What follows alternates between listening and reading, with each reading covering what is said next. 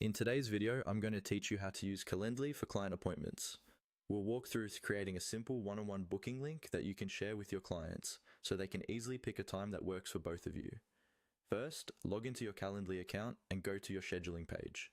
On this page, look for the button labeled Create. This is where you start building a new event type.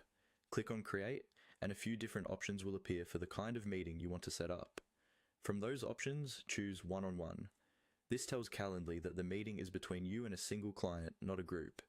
It's the most common choice for consultations, coaching sessions, or any private client meeting. Next, you'll be asked to fill in the basic details. In the event name, type Client Appointment. This label is what your clients will see, so make sure it clearly describes the meeting. You can also adjust the location settings here.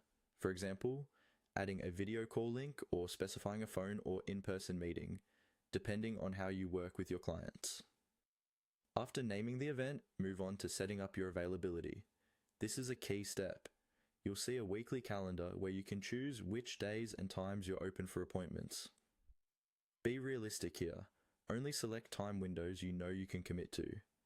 You can customize the duration of the appointment, add buffers before or after meetings, and limit how far into the future clients can book with you. These settings help you protect your time and avoid burnout. Once your basic availability is in place, look for the option called More Options. Click on that to access advanced settings. In this section, you can set up payment for your appointments if your plan supports it.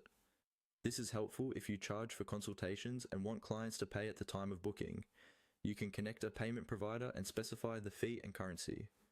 Still under the event settings, find and click on Invitee Form. This is where you can add questions you want your clients to answer when they schedule. For example, you might ask about the purpose of the meeting, their company details, or any information you need to prepare. Keep the form short but meaningful so you're ready for the call.